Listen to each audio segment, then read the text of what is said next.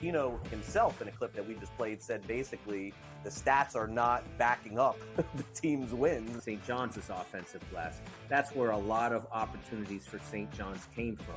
St. John's does not shoot the basketball well. It might even be fair to say they shoot it poorly. They were 3 of 16 from deep last night. But it doesn't seem to matter to them. NewsWire. Only on SportsGrid.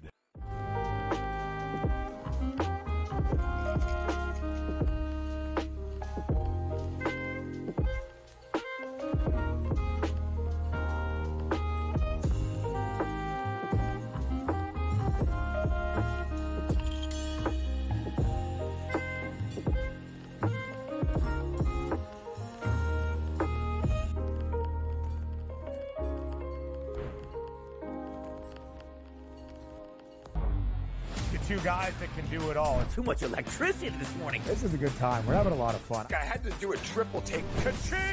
Why? Because of parity. I didn't mean to offend. Yeah, it's not going to happen. Load management is a dirty word. Let him rip. You know what? Circumstances provide the results. What? How do you do this once? Oh, Donnie, you got such a good show there. A network that is booming. The Early Line. Only on SportsGrid. In a short format tournament like this, like the Olympics, now this is even smaller, only 4 teams, who's got the best goaltending? Over, you're talking 3 round robin games and then a knockout with 4 teams. So you're playing 5 games. I'm not sold yet, Mike, on the USA stuff, on the merch, but I think I'm sold on the USA at least being in the final. Only on SportsGrid.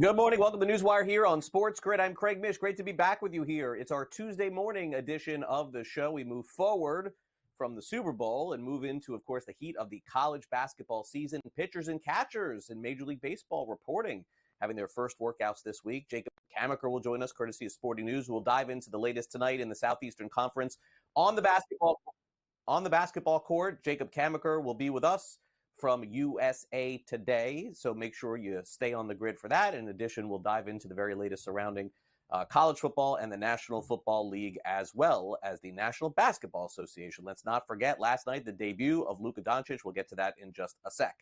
First, let's start off with the NBA and a story that definitely seems to be progressing in the direction of the Minnesota Timberwolves potentially being sold. An arbiter ruled yesterday that indeed Mark Lore, Alex Rodriguez, that is the group that is potentially trying to buy the Timberwolves. They have been approved as the next majority ownership group of the Timberwolves. You may remember that Glenn Taylor, the owner of the Timberwolves, simply wanted to pull back the sale that he had already agreed to because of financing issues with the Lore Alex Rodriguez group. But the arbitrators determined that Taylor has violated terms of the sale agreement when he announced last March that Lore and Rodriguez missed a deadline for a $600 million payment. Lore and Rodriguez disputed that, saying that they thought they had another 90 days to get it done. In fact, they also say that they have the money in escrow to make the final payment. But right now, the other owners, or as they say, the current governors involved in the National Basketball Association, are going to vote on this. And they will need 23 of the 30 current teams or governors to approve the sale. And if so, that would mean Glenn Taylor is out and Mark Lore and A-Rod are in. They also released a statement saying that they were happy with the decision. Needless to say, the approval process can close the transaction, and they want to be part of the Twin Cities in the future. As of right now, the last hurdle to clear will be the vote by the other ownership groups in the NBA. 23 out of 30, they become the owners. If not, it goes back to Glenn Taylor. The Lake Show continued last night. The debut of Luka Doncic went pretty well. 132-113, the final, as Luka ends up having a nice game in his debut. It was the first game played for Luka while on the other side, Anthony Davis is out. Luka enjoyed the reception from the fans last night, also had a very good plus-minus when he was on the court as well, but talked about the reception that he received. Being special, the way they received me, everybody, it was amazing to see. I was a little nervous before. I remember it was the last time I was nervous before the game. So, but once I stepped on the court, it was fun, and just being out there again felt amazing. The camera and the microphone picked up LeBron telling you in the pregame huddle to be you, don't try to fit in, fit out. What did that message mean to you, and what does it look like for you to fit out with this team? I mean, it's like I said before, it's special. You know, for him to say something like that just feels amazing, give me confidence. And, you know, after that speech, it was chills. So I was just happy to be part of it. Let's go now over to the Super Bowl, and the viewership numbers are in. No surprise, the Super Bowl averaged a record 126 million viewers, according to Fox. It peaked at 135.7. Highest watched Super Bowl of all time. That's been the case virtually every single season. Brock Purdy looks like he's got an opportunity to stay in San Francisco, or at least their owner seems to think so. Jed York says they will do everything to extend Brock Purdy to keep him in Santa Clara. By the way, the Super Bowl is there next year. The New York Giants have hired Chad Hall as assistant quarterbacks coach, and also Ken Dorsey, former offensive coordinator for the Bills and Browns and former quarterback at the University of Miami, is set to join the Dallas Cowboys as a pass game specialist. In the NBA, the Hornets are right now in a little bit of transition, needless to say, over this trade to dispute Mark Williams' failed Lakers physical. The trade was rescinded over the weekend. He was traded for Dalton Knecht, a trade that could still happen, but stay tuned. All-Stars Evan Mobley, Donovan Mitchell lead the Cavs to a 128-107 win over the Minnesota Timberwolves. Cleveland's playing great basketball, and they're also getting some help. DeAndre Hunter has joined their squad, and Mitchell, after the game, talked about the defense that Hunter played and the difference that it made. I think it was great. I mean, I think for him to come in, and we just kept it simple on offense. Defensively, you saw the impact he has. You know, we're guarding one of the best players in the NBA, making it tough for him to start the game. I think he started off 2 of 10, 2 of 11, you know, turnovers, different things, just from his activity, us being in the gaps. It sets a tone. You know, when he's up there pressuring the ball, we're all in the gaps, we're all doing our thing. That's what he really, that's what he brings. You know what I mean? And obviously on the offensive end, continuing to find his spots and being aggressive and different things. So, you know, for the first game, you know, it's definitely great to have him, and we're excited because it's something we continue to build with and get better. Yeah, I didn't like much about us tonight. Our start. We missed shots. I thought we would kind of figure out how to get into the game. You know, I didn't like our toughness tonight.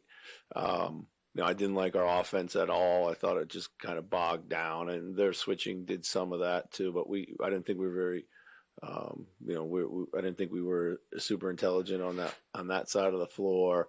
I didn't like our kind of resistance when it mattered. You know, we'd been playing way better than that. So there wasn't a lot to like about tonight, but.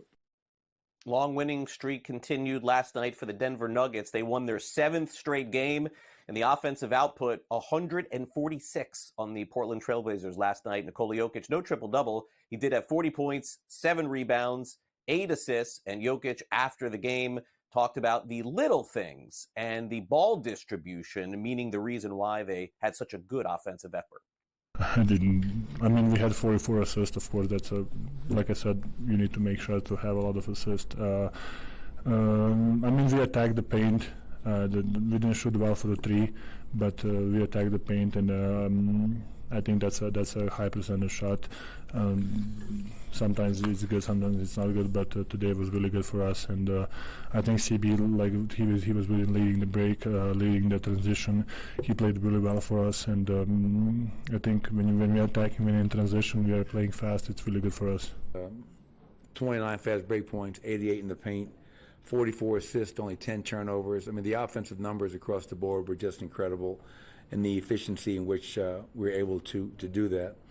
And much is always made of all the Nuggets. You know, I think somebody said we got to diversify our offense at one point. Why? You know, stick with what's working. You know, we put up 146 points, and, you know, we've led the league all year long to this point as we approach the All-Star break in fast break points and paint points and assists. and that's how we do it. Hard to argue with Mike Malone at this point. Also hard to argue that SGA is the MVP and Oklahoma City is the best team in the NBA. I mean, those two things reign true again. 31 points for SGA last night, 137 for Oklahoma City, just 101 for the Pelicans. He's averaging 37 points over his last 10 games. Also, Chet Holmgren back for Oklahoma City talked after the win last night. Yeah, I'd say the biggest thing is just emphasizing the importance of each individual play. You can look up and be like, we're up 20. It's time for, me to try to do this or this person trying to do this. But that's not our focus. We're out there trying to really get better every single play as a five-man unit, no matter who's out there. And when you do that, you're able to really kind of build on the last play and the play before that and just, be relentless against the other team. And I feel like that's what we were able to do tonight and in the games before, no matter who's out there. Just continuing to make it really hard for the other team. And, it's been shown on the scoreboard. The new AP Top 25 is out, and 3 of the top 5 teams are in the Southeastern Conference. Actually, make that 4 out of 5. Auburn, number 1. Alabama, number 2. Florida, number 3. Duke, 4. And Tennessee, 5. Auburn was number 1 last week, by the way, but they lost to Florida. Alabama moves up to number 2. Number 6, Houston beats Baylor 76-65. Clemson takes care of North Carolina. Final score, 85-65. Also, Kenley Jansen reunited in Southern California. This time, it's the Angels. 1 year, $10 million. Be right back.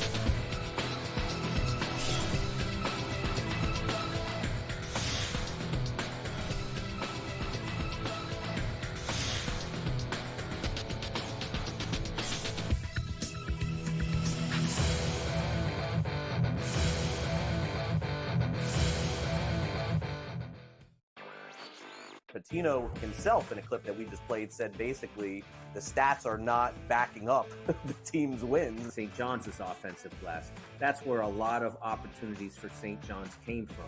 St. John's does not shoot the basketball well. It might even be fair to say they shoot it poorly. They were 3 of 16 from deep last night. But it doesn't seem to matter to them. NewsWire. Only on SportsGrid.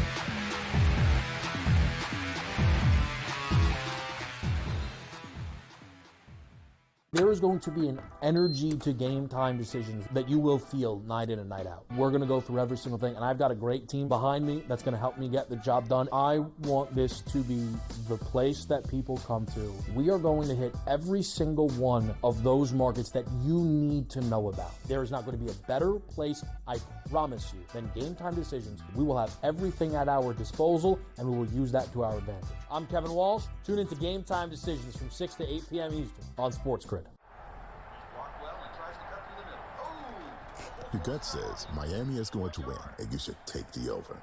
Your gut also said your NFT selfies would only go up in value. They didn't. You know what? Circumstances provide the results. What?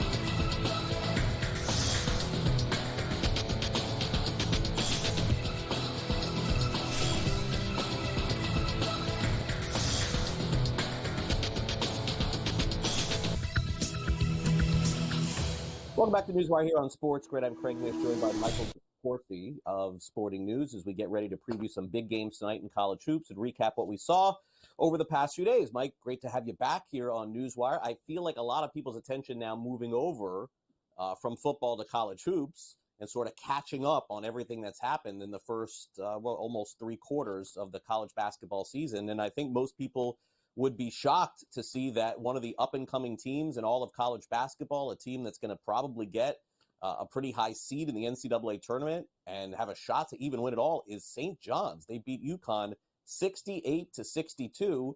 And Mike, I mean, it seems to me they're doing it in such different ways. One game I see them having 80-something points. Over the weekend against UConn, they had 60 points. They did it on defense there. And Rick Pitino doing one of the best coaching jobs that he's done, probably going back to, I don't know, Kentucky, something like that. It feels like it's been a long time since he's been this good. Well, I will say that if you think about the idea that people would be surprised by St. John's having a successful season, when you remind them that Rick Pitino is their coach, then they'll say, okay, I get it. Rick Pitino's as good as there's ever been. And what's remarkable, Craig, about the success of this St. John's team is that if we remember back to the days of the introduction of the three-point shot, before the Steph Curry revolution, there was the Rick Pitino revolution. It wasn't quite as profound, but he was among the very first coaches to say, hey, this three-point shot thing can do some things, and took Providence to the Final Four in 1987 with a higher emphasis on the shot than was common at the time. And they made that great run. And it's always been a big part of his approach. This team can't shoot. They're terrific in so many ways, but shooting is not one of them. So what they do is they defend you really hard. They execute at an elite level. The baseline out of bounds play that they converted in order to win the game on Friday against UConn was just brilliant. And then the player who's not getting enough credit, Craig, Kadari Richmond. I had him on my All-America team at midseason. Kadari Richmond is the biggest reason. They have some terrific players, but there's nobody like him in college basketball. 6'7", very experienced, very physically powerful, and very intelligent about how he plays the game. Unbelievably coachable. The coaches at St. John's love him, and he's a huge reason why they're so successful. And St. John's pulling away in the Big East, especially from Marquette and UConn. Creighton's still right there, but a couple of more wins for St. John's, and you could be looking at them winning the regular season Big East champions. They got a few weeks to get that done. Meanwhile, tonight, let's review a game. Speaking of UConn, they're on the road at Creighton. Creighton 3.5-point favorites. A total of 143.5. So is this a bounce back for Connecticut? They're 16-7 on the season. It seems like these teams are more or less evenly matched.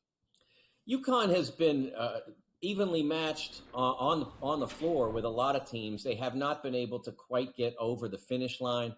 And right now, the problem for the Huskies is that their point guard, Hassan Diarra, who emerged from a 4-year reserve role to entering the starting lineup after the Maui Invitational disaster for the Huskies and really energized their team. He's got something up with his knee. They're not saying specifically what it is. They can only say that if he takes time off, it's not going to help. And if he continues, he's going to be relatively impaired. So that's a concern for UConn. As a result, it's going to be a real challenge for them to go to Creighton and win.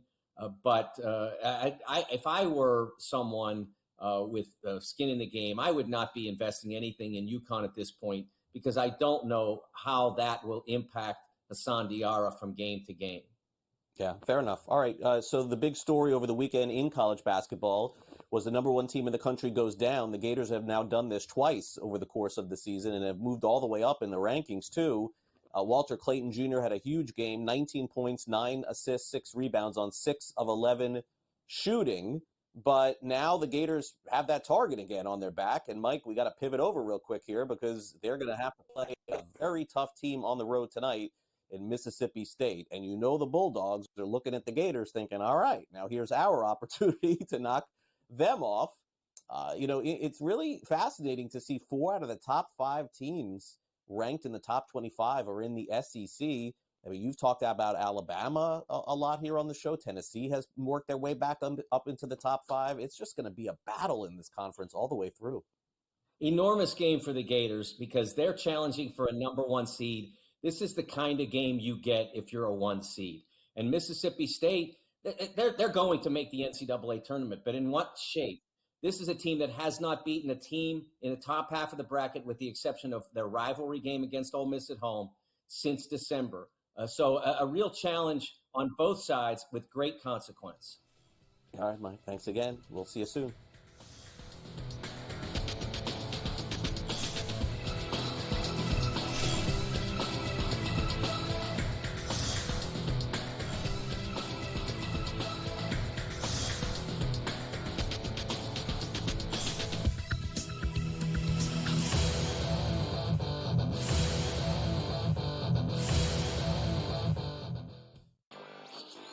Pitino himself, in a clip that we just played, said basically the stats are not backing up the team's wins. St. John's offensive glass. That's where a lot of opportunities for St. John's came from. St. John's does not shoot the basketball well. It might even be fair to say they shoot it poorly. They were 3 of 16 from deep last night. But it doesn't seem to matter to them. NewsWire. Only on SportsGrid.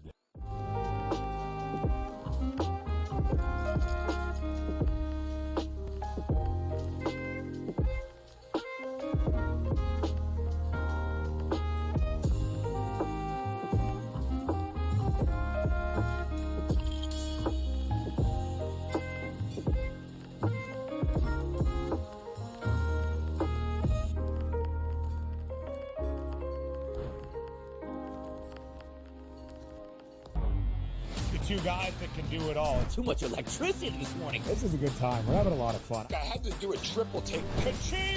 Why? Because of parity. I didn't mean to offend. Yeah, it's not going to happen. Load management is a dirty word. Let him rip. You know what?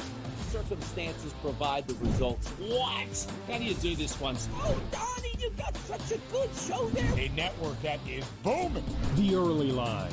Only on SportsGrid. In a short format tournament like this, like the Olympics, now this is even smaller, only 4 teams, who's got the best goaltending? Over, you're talking 3 round robin games and then a knockout with 4 teams. So you're playing 5 games. I'm not sold yet, Mike, on the USA stuff, on the merch, but I think I'm sold on the USA at least being in the final. Only on SportsGrid.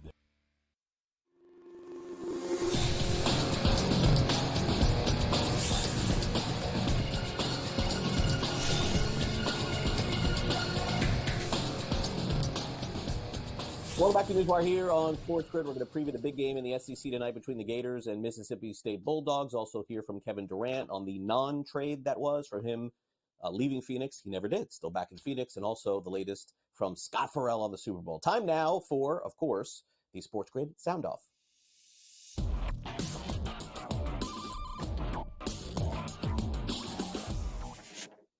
Well, our Super Bowl coverage gets bigger and better every single year. I mean, this year it was wall-to-wall, hundreds of guests out at Radio Row, Monday all the way through Friday, and then, of course, some great programming Saturday and Sunday as well. Highlighted by a number of our guests who were out on Radio Row and then had an opportunity to watch the Super Bowl, most of them from home, would be my guess. Scott Farrell, one of those, seemed to be taking pleasure in the fact that the Kansas City Chiefs three-peat was all for naught as they go down in a big way to the Philadelphia Eagles. Here's Farrell on the fun that was for him in KC going down. You know, that was the most enjoyable thing I've ever seen. I got to tell you, watching him lose twice and both times get shredded. The first one was even better because he was even younger and he was running for his life. They never really, in my view, roughed him up the way he got roughed up last night when he was a little older. And when he was a little older now, he's the guy that everyone thinks is so automatic and that he's just never going to lose and that he's so incredible. Meanwhile, all year he did nothing. They won every close game they played, and I won't deny he got it done every game. But his numbers were terrible this year. He wasn't even in the running for anything. And then they just wanted to gift him another Super Bowl, that it was automatic, 3-peat, greatest quarterback ever. He is so far, in my view, from Brady and never will catch him. I don't believe for 1 minute he's winning 4 more. It's not happening. I don't believe it. They say this all the time, that guys are just going to keep going to Super Bowls every single year. He's gone every single year, and he's gone 3-2. So, like I said, Bradshaw and Montana never lost, but they suck. Shut up. I don't even want to hear it.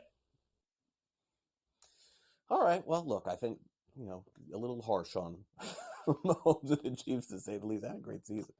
All right. Kevin Durant was the subject of a lot of trade rumors yet again at the NBA's trade deadline. It came and went, and Durant is back with the Phoenix Suns. According to a lot of the different reports out there, he was unhappy. Not that he was not traded, but the fact that he was mentioned in trades. And for the first time yesterday back on the court, He talked about his name being out there amongst a lot of different trade possibilities last week. It's just business, man. It's just part of the business, you know. Everybody is bought and sold in this league, you know, so anybody could be up for auction, you know what I mean? So I understand that. And it's just about getting back on the court, trying to go out there and play the game that I love, you know. It's a part of the business, though, man. We all got to understand that. I've been around noise before where whole spotlights on your team and people got so much to say about the group. Yeah, I've been through that before. And like I said, I understand the business, and that's what we all signed up for. And nobody's above the system, you know, as much as, you know, how much status I got and how much I've acquired in this league, you're still not above the business, and I always understood that. So it's about doing the best I can on the floor, man, and focusing on that, keeping the main thing. The business, that'll take care of itself. Future Hall of Famer Kevin Durant staying in Phoenix, at least it would appear, through the end of the season. All right, so the marquee game in college basketball tonight once again goes back to the Southeastern Conference. The Gators, after dethroning Auburn over the weekend, now have a chance to double down by going to Mississippi State and winning in Starkville. Here's a preview of tonight's key SEC game. The Gators, small favorites tonight on the road. Here's Ben Stevens.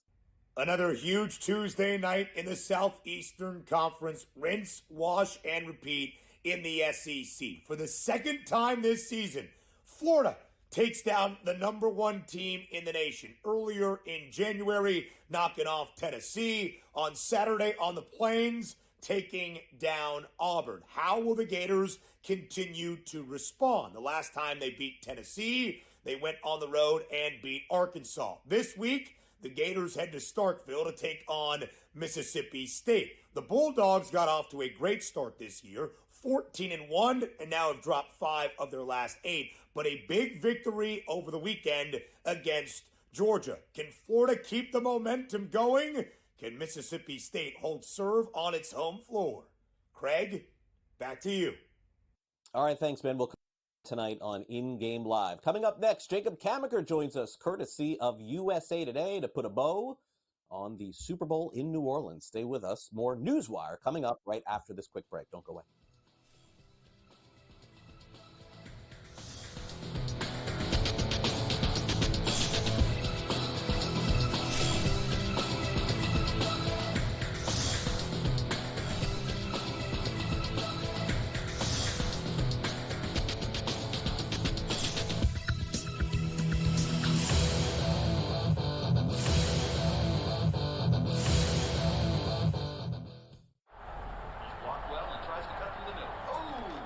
Your gut says Miami is going to win, and you should take the over.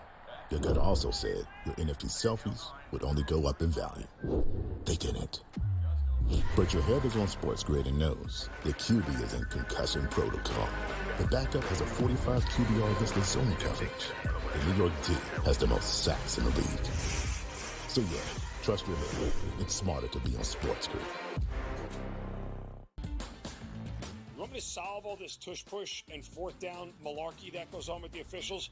Here's a crazy idea. Get rid of the worst rule in the NFL, and that is forward progress. How about this? Where I knock your ass in the ground is where the ball goes, period. Let's end this whole conversation.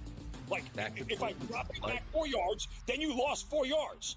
If we get rid of forward progress, this tush-push and everything else is taken care of. Where I put your tail on the ground is where the ball goes. End of conversation. It's the dumbest rule and the most arbitrary rule. The only thing that is a worse call in the NFL than forward progress is the punt that goes out of bounds when you watch the official walk down the sideline having absolutely no clue where that ball crossed over. All I can think of is that Price is Right game going do-de-do-de-do, do-de-do-de-do, as he's walking down the sideline, arbitrarily trying to figure out where the ball crossed over because he's got no clue. The Early Line, only on SportsGrid. There is going to be an energy to game time decisions that you will feel night in and night out. We're going to go through every single thing, and I've got a great team behind me that's going to help me get the job done. I want this to be the place that people come to. We are going to hit every single one of those markets that you need to know about. There is not going to be a better place, I promise you, than Game Time Decisions. We will have everything at our disposal, and we will use that to our advantage. I'm Kevin Walsh. Tune into Game Time Decisions from 6 to 8 p.m. Eastern on SportsGrid.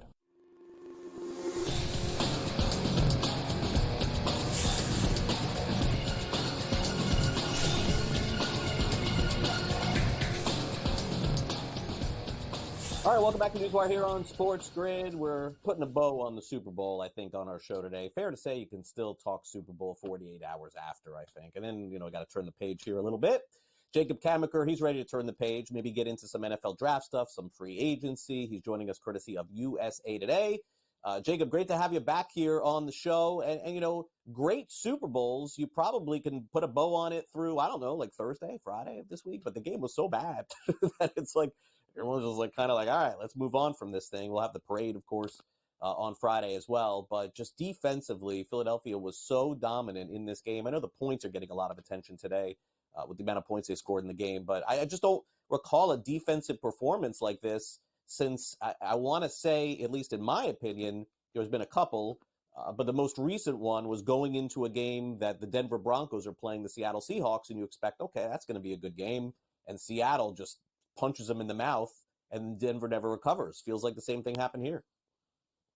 That was the exact Super Bowl that this reminded me of too, Craig. I think you look at it, you're saying on paper, all right, the Eagles team has the superior roster construction overall, but the Chiefs had the better quarterback. So it was all about which team was going to be able to break through that defense. And the Eagles answered that resoundingly. They were the ones who were able to break through. And their defense played excellent throughout the entire game. And, this went back to a trend of Patrick Mahomes when he's under pressure, especially up the middle, and can't escape from guys or the pocket's collapsing in on him, tends to have a little bit more trouble. And that's not unusual for these top quarterbacks. We don't see it often in the Super Bowl because usually teams with good offensive lines get there. But we saw in Tom Brady's 2 Super Bowl losses to the Giants, he was under siege from the pocket for a lot of those games. And I think you see that again with the 2 losses that Mahomes has had in the Super Bowl. When he is under pressure, he is going to struggle because he doesn't have a true number 1 wide receiver to pair with Travis Kelce, who's on the downswing of his career. So we kind of saw that all come to a head about where this Chiefs roster is at compared to where the Eagles. Howie Roseman has just built a juggernaut there. They're one of the deepest and best teams in the league, and that showed up on Sunday. Yeah, Howie's done a fantastic job. It seems like every player that they sign just turns to gold. Every trade that he makes ends up working out, too. It's just a phenomenal job by him. So Mahomes at this, I would say, the halfway point of his career. I think it's fair to say, I still think, Jacob, listen, quarterbacks are playing in their 40s, so you would assume Mahomes 5, 6 minimum good years left, 3-2 in the Super Bowl. And I think, Jacob, when I sort of think back to my childhood and I remember, and 2 different players completely, but I remember Dan Marino getting to the Super Bowl, of course, in his first try and thinking to myself, oh my gosh, like Marino's going to be playing in 10 Super Bowls, ends up playing in only 1. That would be my concern here, Jacob, for Mahomes, is it a foregone conclusion that he even gets to another Super Bowl? I'm not saying that they can't, but you literally don't know. You have all these nice young teams coming up. Another 2 young quarterbacks are going to be entering the league in the number 1 pick or number 2 pick or number 3. And you would assume at some point, Kansas City's just going to, run out of steam. I know it never happened with Tom Brady. They basically just kept running and running. But I guess, Jacob, that's my concern is this 3-2 record, the 3-2 record, permanent for Mahomes? Because there's no guarantee of anything in sports. Right. I think that's the big question. Going into the Super Bowl, there was talk, hey, if Mahomes wins this, he has the only 3-peat in NFL history. It's only 3 Super Bowls behind Brady. Where does he rank among the greatest quarterbacks of all time? And I think without a doubt, if you just took his career as it stands now, he's going to be among the top players on that list. But it was always premature to crown him as this guy is definitely going to challenge Brady. Like it's going to be them in the 1-2. I think that Mahomes, he's been excellent, but he's had a couple of down years the past years in terms of we've seen him at his ceiling.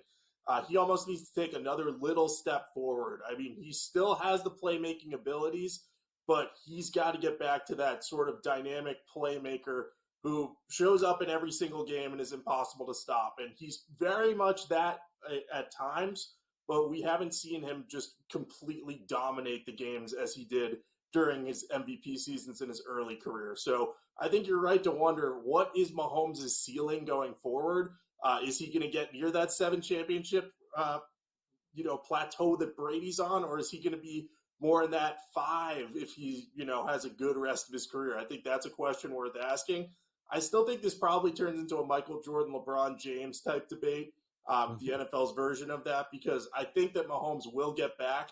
Remember, Tom Brady had like a downturn in the middle of his career where he made 2 Super Bowls and lost them both, but I think he went 10 years between the wins. So this might be that downturn for the Chiefs right now, and even so, they've made it to 3 consecutive Super Bowls. So if this is going to be when they're at their worst, it's going to be hard to beat them. Yeah, it was just a strange regular season for the Chiefs. Their offense wasn't really good. They were winning a lot of these lucky close games, and I think in the end the luck just sort of ran out. All right, let's move forward from the Super Bowl. Let's go to some of the latest news that came out of the Super Bowl. One was Aaron Rodgers, who's not going to return to the New York Jets next season. So 2 questions will have to be answered. One, does he decide to return and play another season in the NFL? My guess is he probably still could play another year or 2. And then if he does decide to return, where that may end up. His numbers last year, Jacob, 28 touchdowns, 11 interceptions, and the majority of those numbers came from about, November on. He was much better in the second half than he was in the first half. It took Devontae Adams a couple weeks, and then he was a superstar with Rodgers. It seems like that was the missing ingredient. But, Jacob, is another team going to be willing to do all this again? All right, we'll get Lazard, we'll get Devontae Adams, we'll get who you want. He can play with the Titans or the Raiders or the Steelers. There's a lot of teams that are available for him, but it requires a very special situation, and I don't know that he's going to go into a Cousins-Penix situation where the team drafts the next guy for him. He went through that with Brett Favre. He didn't say it was that much fun. Right. I think that's the interesting thing to monitor is where is the actual fit for him? I think what's helping Rodgers, and I think he will return because I think, as you mentioned, he was better in the second half of last season, and he's going to be another year removed from that torn Achilles, so he should still have a little something left in the tank. I think he's going to be looking at this opportunity and saying, hey, this year's quarterback class in the draft isn't very good, so if I can sell a team on, hey, I'll be your bridge guy. Don't draft a guy this year. Give me 1-2 years and then go get your guy. I think he might be able to do that. And I think a team like the Titans makes a lot of sense. They have the number 1 overall pick. They can go with Cam Ward. They can go with Shadur Sanders if they like them. But Mike Borgonzi comes from the Kansas City tree where they built up that roster around Alex Smith before they got Patrick Mahomes. So they almost had the last bit of their Super Bowl window opening was finding that quarterback. I think the Titans have enough holes that, you could sell Borgonzi on saying, hey, we're going to have you sign on as our quarterback, Aaron Rodgers, and we're going to build around you this year, and then eventually we'll take a successor. But I like the idea of him going to the Titans. I think the Steelers and Raiders make sense too. I wouldn't also sleep on him going full Brett Favre and just saying, I'm going to go to the Vikings for a year, replace Sam Darnold, and then, J.J. McCarthy will take over for me. If he has 1 year left in the tank, he might be willing to do that. So I'd keep an eye on that. Yeah, serious injury for McCarthy, too. I don't think people forget that. All right, so Super Bowl predictions. We are so far a year from this that we don't really have a clue. But I do like one of the teams, of course, that you're predicting to win the Super Bowl, because I think that we learned a lot more about one of these teams by watching the team in the Super Bowl. My gosh, my confidence is a lot higher on your NFC pick than it was going into it. That's for sure. Right. My way too early projection, I have the Commanders beating the Bengals. And my logic is both of these teams have dynamic, younger quarterbacks who have proven that they can get playoff wins. And I know the Bengals didn't make the playoff. They have a lot of room for improvement, salary cap space for that defense. And the Commanders, they got all the way to the NFC Championship game with a bad O-line and a bad defensive line, or not a bad defensive line, but a rocky defense. So add some resources there. They have a ton of cap space. Both these teams could be better. So I'm going to ride with the Commanders, new NFC East champion there. All right, Jacob Camenker here with us from USA Today. Jacob threatening us with talking spring football on this show. Yikes. Thanks, Jacob.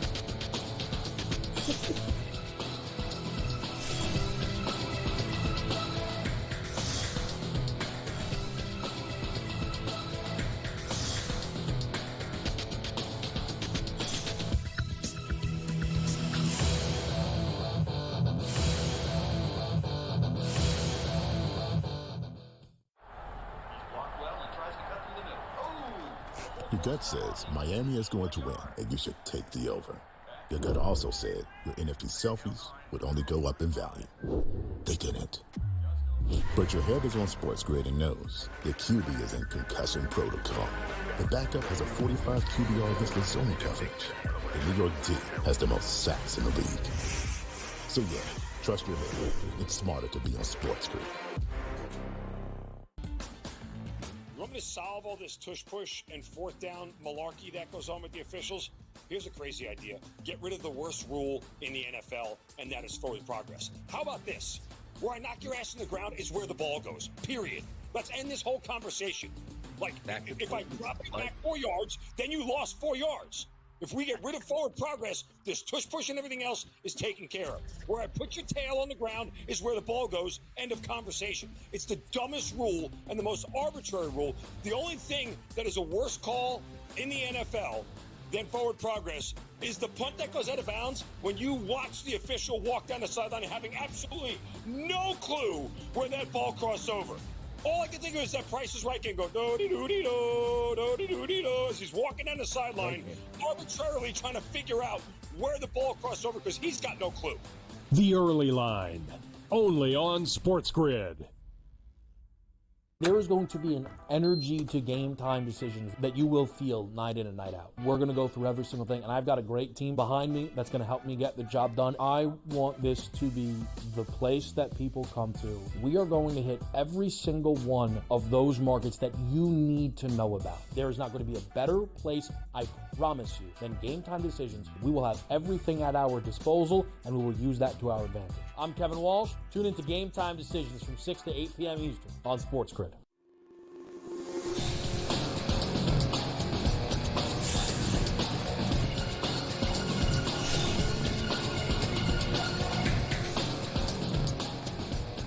All right, we're talking some NBA, recapping what happened in the association last night. Our guy Brad Thomas is here with us, of course, gives out great picks with us here on the show as well. Brad, great to have you back here on NewsWire, and certainly the biggest story in the National Basketball Association may have been while a lot of people were sleeping. So let's catch them up here. Luka Doncic makes his debut against the Utah Jazz, a little bit of a soft landing. He has 14 points, 4 assists, 5 rebounds. After the game, says the fans certainly were great for him. I know Dallas not quite as happy. We'll get to them here in a minute.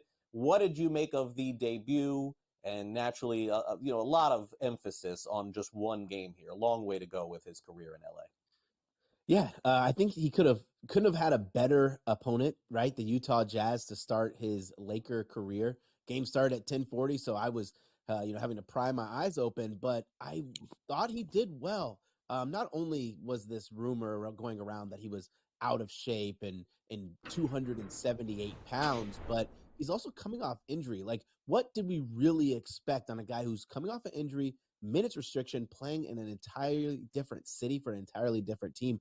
I thought he was great. And my biggest highlight literally came from the first 2 made buckets from the Lakers. They were both lobs from LeBron and Luka. I thought that was something that they can carry over long term, right? Of course, Luka's going to be 1 for 7 from 3-point range. Anytime you're coming off a long layoff because of injury, you're going to be rusty.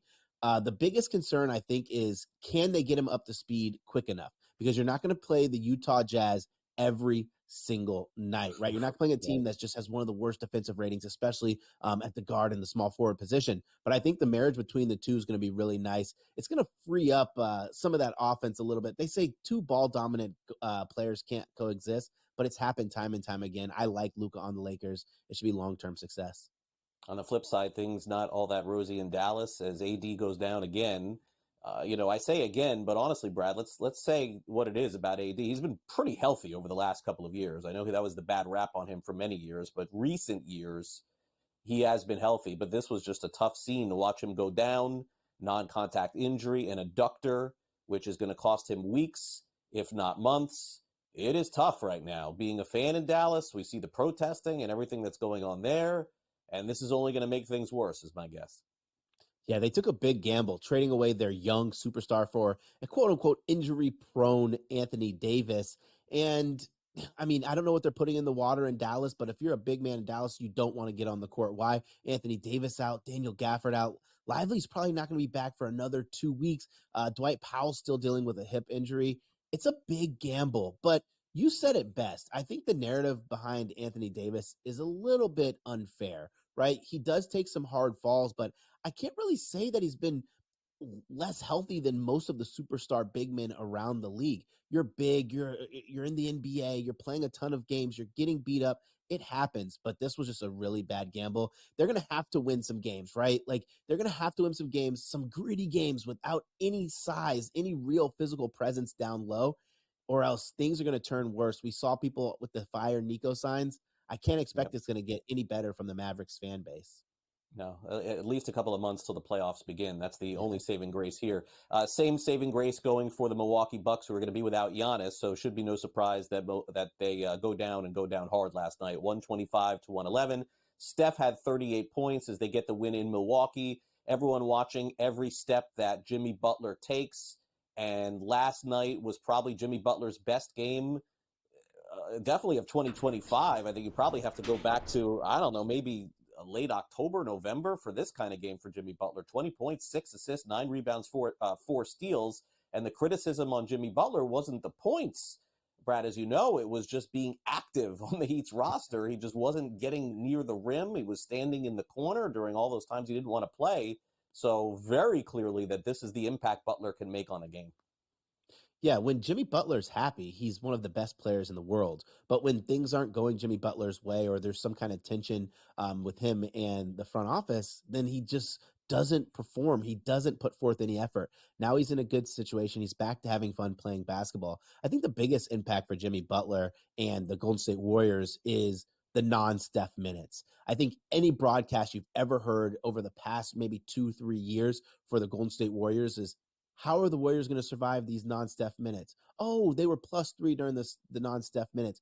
Well, Jimmy Butler is now taking some of that those scoring woes away from the Golden State Warriors and is becoming the guy when Steph is getting the rest, which really helps. We haven't seen Jimmy Butler be this aggressive, especially getting to the line. 28 free throw attempts in 2 games. That's a ton for Jimmy Butler. It looks like he wants to put forth a concerted effort. You know, I think this is a team that is on the right trajectory before him. They're 6-4 over their last 10 games. I think they can push that number up and really challenge. I think their ceiling's probably like the 7 seed, but I mean, if you can somehow squeak to that 6 seed, it's going to be fantastic for the Warriors. Let's go to the Heat and the Celtics last night, a blowout by Boston in Miami. I mean, once you rule out Tyler Hero on this team, I don't know how the Heat wins any games without him right now. I mean, Bam's good, but, you know, they have to have as much as they can. He was sick. They had another player sick last night, so they get smashed by Boston. And, you know, what's interesting, Brad, is that a lot of people have accused the Celtics of sort of sleepwalking through this season. Everyone's like, why are they not as good as Cleveland? Cleveland's 43-10, but Boston's exactly where they want to be with 38 wins. They're going to get to 50. We know that. You know, they're probably going to be the 2 seed. At worst, they'll be the 3 seed. And this is just the nature of the NBA, Brad, at this point. You're coming off a championship. You're playing deep into June. You got to take the season lightly and then make that postseason run. It feels like Boston will play their best over the next couple months. Yeah, you can't be mad at a team that's coming off a championship and then kind of sleepwalking, like you said, but this is actually one of the better teams coming off a championship that we've seen in recent time. And a lot of that is in large part to their role players, right? They have guys coming off the bench that make big, major impacts on this team. Also, even think about the game last night, even Jaylen Brown got a little bit of a rest, and they were able to have their role players step up huge. When you have guys like Al Horford, and I'm using him as an example because he's older, right? But doesn't need to be in a game-to-game, big-time situation, coming in and making an impact, I think that helps you long-term. As they start to get to the important parts of the season, the games are going to become more high leverage, and I think they're going to win more, and there's nothing wrong with being the number 2 seed. No, and that's probably where they'll be. All right. Well, light schedule tonight, Brad. We'll check back with you next week on the latest in the NBA as we hit the All-Star break. Thanks again for coming on. Absolutely. Thanks for having me. Take care. All right. That's Brad Thomas. Coming up next, we will dive more into what's going on in Dallas now that, of course, Anthony Davis is out. Things are getting pretty testy. Also, what are you doing Valentine's Day? Interested in a parade? We'll tell you why you could be next. Don't go away.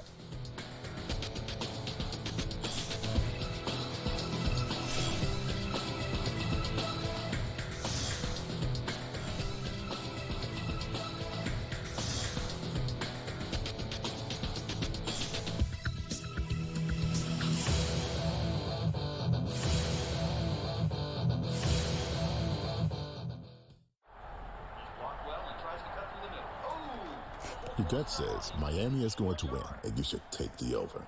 Your gut also said your NFT selfies would only go up in value. They didn't. But your head is on SportsGrid and knows the QB is in concussion protocol. The backup has a 45 QBR against the zone coverage. The New York D has the most sacks in the league. So yeah, trust your head. It's smarter to be on SportsGrid. You want me to solve all this tush-push and fourth down malarkey that goes on with the officials? Here's a crazy idea. Get rid of the worst rule in the NFL, and that is forward progress. How about this? Where I knock your ass in the ground is where the ball goes, period. Let's end this whole conversation. Like, if I drop it back 4 yards, then you lost 4 yards.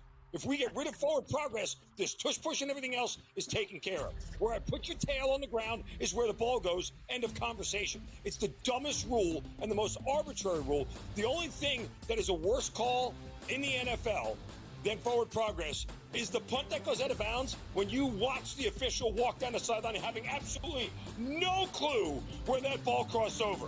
All I can think of is that Price is Right and go do-de-do-de-do, do-de-do-de-do, as he's walking down the sideline, arbitrarily trying to figure out where the ball crossed over because he's got no clue.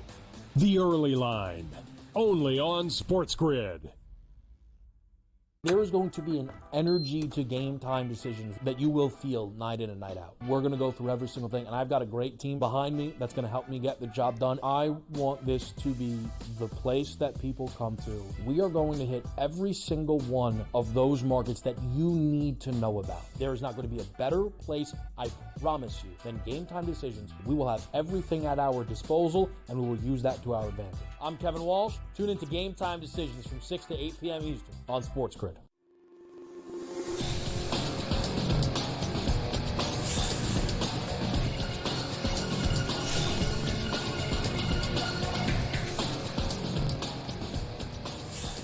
All right, welcome back to NewsWire. We're a few minutes away from Smiley taking over and talking some golf with you at 12 o'clock Eastern. But before we go, there's a big event coming up on Friday. For those of you unaware, get ready. It is Valentine's Day. Got to get your gifts out. But what if you live in Philadelphia? What's your plan? Maybe you'll buy a watch similar to the one that Tom Brady was wearing at the Super Bowl. More on that in just a minute as well. It's time now for some last licks.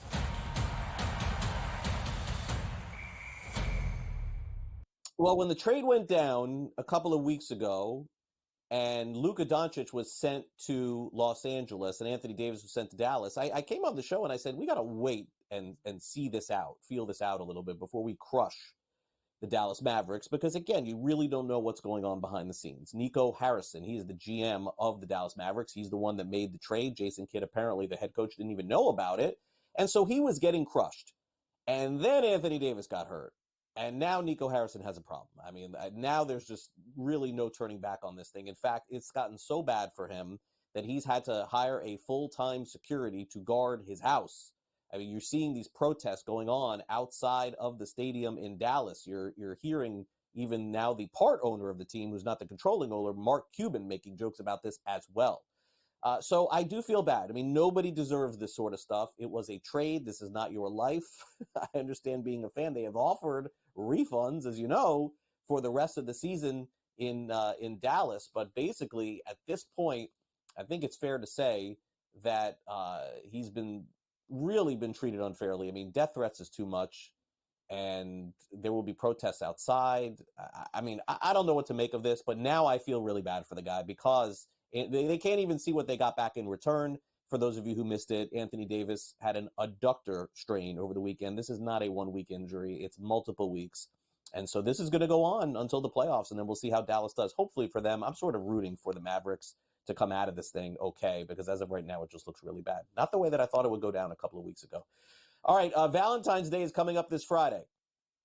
And I know that people wait to the last minute for this sort of stuff, so just don't forget, take care of your significant other, take care of your mom, take care of your kids. Make sure you do the right thing on Valentine's Day. I'm a big advocate of that.